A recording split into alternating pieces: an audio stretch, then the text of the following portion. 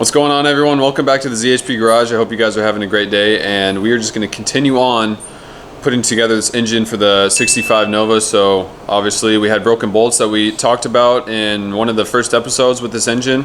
So we're going to start off with showing you how to get out broken bolts, and especially in an aluminum engine, because there's a little different between steel and aluminum. So Master Mechanic's going to explain that. And obviously we're going to get a couple other things put on the engine, the water pump, the intake, and some other stuff we'll get on. So just stay tuned. We're going to talk with the Master Mechanic right now. Let's go. All right, so I got him here with me. He is all geared up and killing it. You know, he's got his welding helmet on, so we're going to see why he has that on. So what's up? So these cylinder heads, when we took them off, we noticed they had, one side had 3 broken bolts and the other side had 2. I got them out. I got 4 of them out so far. You can see that I welded a nut. This one was protruding a little bit, so I was able to get a nut on the end of it. There's a couple different ways to do it. So I'm going to demonstrate. I got one left here. I'm going to show you. It's down in the hole. I'm going to show you how you can get it out. So being that it's down in the hole, so we're gonna put a tack on the tip of it to build it up so we can grab it. So go around the end.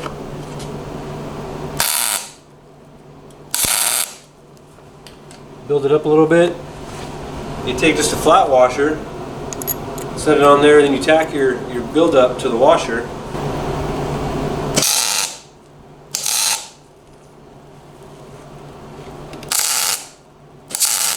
So then you need something to grab to get it off, so you just use a nut and tack the nut to the washer. Kind of got to move fast because it's a little warm. Get your wrench and you just unbolt it. Just that simple? Just like that. Still does not make sense to me how you don't like weld the head. Well, for one, the slag, like you get slag on it, but it's just coming right off because the steel doesn't stick to the aluminum.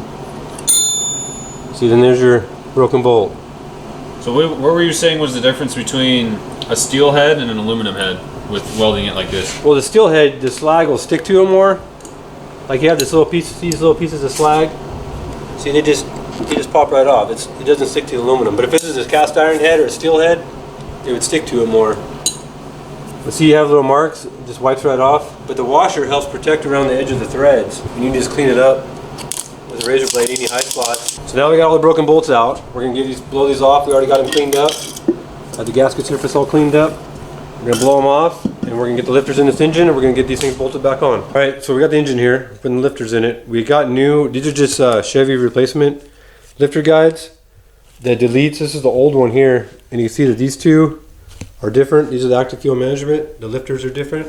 It's got this little pin that lines them up. These are the normal lifters. So these are the guides that eliminate the active fuel management. You can see that they're all the same. And then they have the notches for the block, because they can go in either position. This can go, you can go here or it can go here, so it doesn't matter. Because these are getting trashed. These are the new ones. And then we just got a set of GM Performance, the roller lifters. So we're just gonna put assembly loop on this, and we're gonna put them in. So we're just gonna make a little bit of a mess. We're gonna coat it up.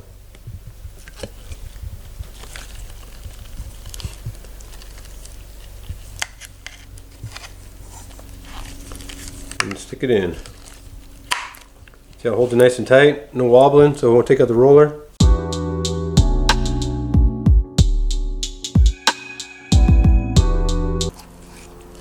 And just put some on the rollers and the axles for the camshaft. You can soak these in oil. I've done it both ways, it doesn't really matter. Just eliminates a little bit of a tick when you first start it, but you don't have to soak them. Slide it right down in there.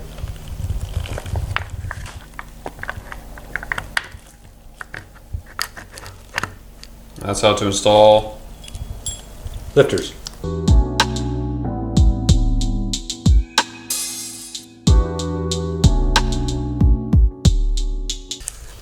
Same thing, slide it down in there. You put the little keeper bolts in. We're just going to tighten them up by hand, but they're like 89 inch-pounds if you want to torque them. You can see they have a little lip on them, so you don't crush the retainers of plastic. So the bottom's out on the block. We'll go over to their side.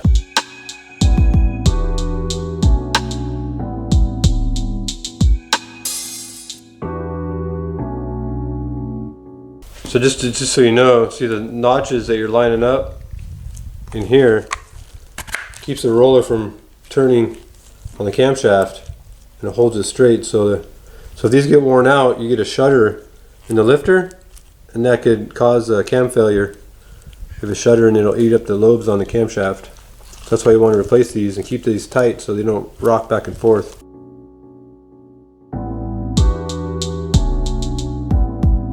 How often should you change the lifters on an engine like this? Depends on the application. If it's more a performance application, you want to do a little sooner. But it depends. It depends on how it's driven. You know, how aggressive the camshaft is. There's a lot of variables in it. Like if it's like a full race, nasty machine, probably like once a season, once a year. Something like this, I don't know if I would consider the lifters a wear item. Probably just run them until there's a problem with them. Torque them to 89 inch-pounds.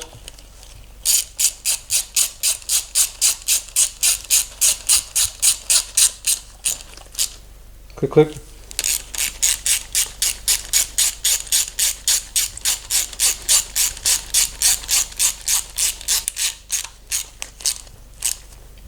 Click, click. All right, so now we're going to wipe this off and put our dowel pins back in.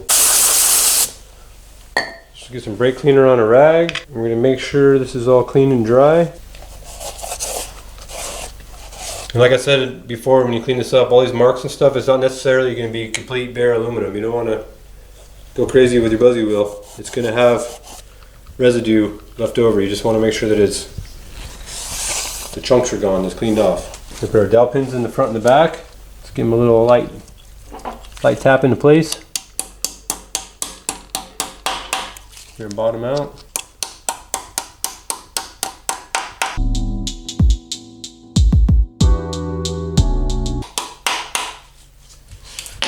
And then I decided to just go with factory head gaskets. So we just went with a factory head gasket. Stock replacement, nothing fancy. So is there other replacements that are fancier? Oh yeah, you could definitely go fancier. But it's not necessary for this, being that it's just a naturally aspirated. I mean, we're not planning on doing no big power adders or nothing. So just a stock gasket's fine. So when would you need to do aftermarket gaskets? Well, depending on what you're doing. I mean, these are a good gasket. They'll hold up to a lot. Even if you're running like a small amount of nitrous or a couple pounds of boost or something, I still wouldn't worry about these gaskets. Just make sure that you follow the directions on the gasket. The front goes to the front. We got our cylinder heads that you saw that we got the broken bolts out. They can go either way, but this one was on the passenger side already because the temperature sensor's plugged. So we're just gonna put it back on the passenger side, but they can go in either side of the head or either side of the engine. So we're just gonna do the same thing. We're gonna wipe off the sealing surface with a brake cleaner on a rag. We're gonna throw it on. We already blew them all off. And set it on the dowels. We're just going with the factory head bolts, just because of the price. It's cheaper than an ARP, and what this is being used for, it's totally fine. So they come with a Loctite on the threads. There's nothing on the head. So the ARP lube that we have left over from the cam, we're not gonna put it on the threads, but we're gonna put some underneath the head, so when you torque it down, it's not going aluminum to steel and galling up. You get more accurate torque reading. Just put it underneath the head. Just get a coat on it so it's not dry. Aluminum on bolt. Go ahead and put them in.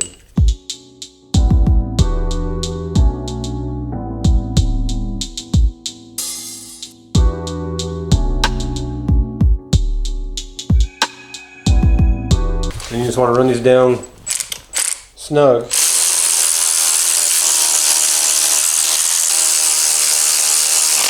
Then do the same on the other side. Line it up.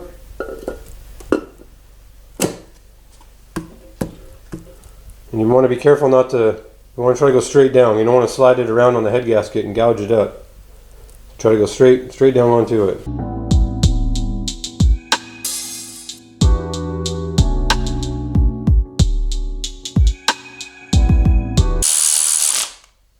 Now we're gonna install our upper bolts. These ones you could snug them down, but the head bolts get torqued first before these are the last ones to get torqued. These aren't a stretch bolt; they're just a normal bolt. But we still want an accurate reading, so we're gonna put a little bit of the ARP under the head.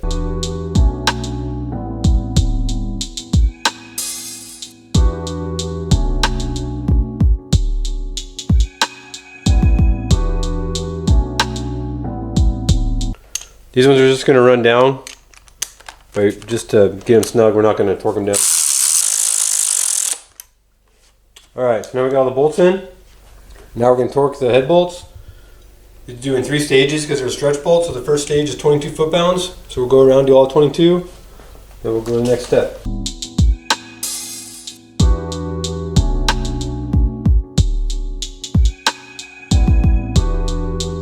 Alright, so the next step is you do 90 degrees. So you could do it a couple different ways. You can have a torque wrench that has degrees in it. There's an adapter you could put in that measures the degrees. Or you could just mark the head of the bolt on up, and then you can just tighten it 90 degrees. So we're just going to mark the bolt. We're just going to do it simple. So we're going to mark the bolt on top. Next step, we're doing all of them 90 degrees. Is it recording now? Alright, so we just put a mark, like a reference mark, on the top of all the bolts. And then we're going to go 90 degrees. In case you have to take it off and get another bite, you know where you're at. And it's not life-threatening if you're off a hair. It can be a little over tight.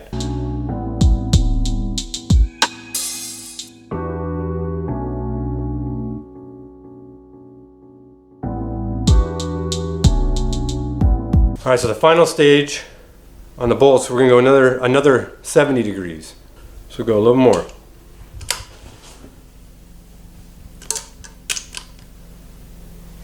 How do you know what 70 degrees is exactly? It's less than a 90. So you're almost doing a half a turn in theory. So you kind of point it at like around 5 o'clock-ish. At this point, are the bolts ridiculously tight? They're pretty, yeah, they're tight.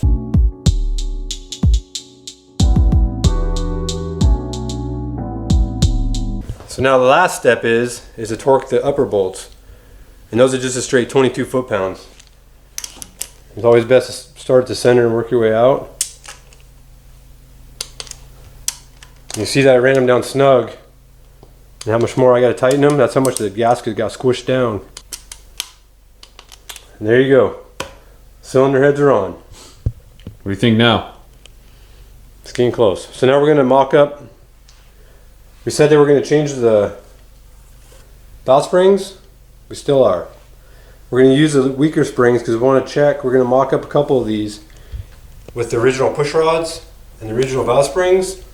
And we want to check the push rod length before we order the push rods and valve springs. So we're going to do that now. We're going to double check the length. So we're going to set up number 1 cylinder here. We're going to mock up a couple. Alright, so we got just a couple mock up rockers on here with the original push rods. And we left the original springs on it just to check everything. So we want to double check the length. So we're going to have it turn over and go full open and full close and just check where it's sitting at on the top of the valve stem. So that's full lift. You see it's nice and centered.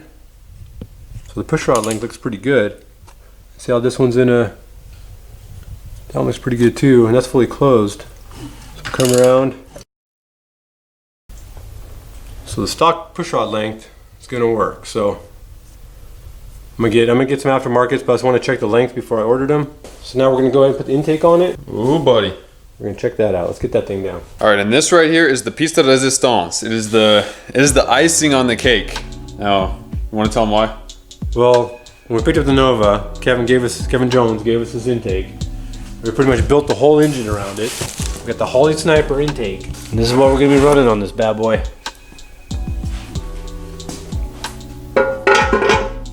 We're not going to bolt it on right now because we're going to be moving the engine around, and obviously, as you've seen when we've moved it on the cherry picker before, we have the chains and we don't want it to hit on the intake. So we're gonna leave it off for right now. We're just gonna set it on here and show you guys what the engine's gonna look like. It's a little idea of what it's gonna look like when it's finished. And this, dude, this thing's gonna be a beast. It's gonna run good. This is a 102 throttle body. Plenty enough air to feed this little 6.2. Little feller. It's gonna run good. It's gonna be great. Obviously, as it sits right now, this is just a little sneak peek as to how the look of this engine is gonna be turning out here soon in the future. Obviously, we need to get more parts ordered. We don't have the valve covers on because what do we need to get? The rocker. Well, now that we double checked the push rod length and everything, we're gonna order. We're gonna get upgrade the push rods, and we gotta get the valve spring kit. So valve springs, retainers and locks, valve seals, and then probably gonna get the trunnion upgrade for the rockers. Get the valve covers put on it. Pretty much get the engine assembled. Be all together at that point. So we're gonna take a break from this. We gotta get the parts ordered. We're gonna move over to the Nova. Front suspension. We're gonna get the old front group off, get the new stuff mocked up, and get ready to set the engine and training in there and get this thing mocked up and see what we gotta do to get it dialed. Yep. If you guys remember from one of the previous episodes that I had the front suspension in the back of my truck, and I talked about it a little bit at the end of the video. So that's what we're gonna be dealing with in the next video. Just stay tuned. We're gonna start uploading twice a week as well. So this one was uploaded on Monday, and then the second one of the week is gonna be uploaded on Friday. So we're gonna start going to Monday and Friday uploads. So just expect that. You know, hit the subscribe button so you can stay tuned here on the channel for builds like this. For the master mechanic standing right here, awkwardly and nodding. All right, come back. See you later.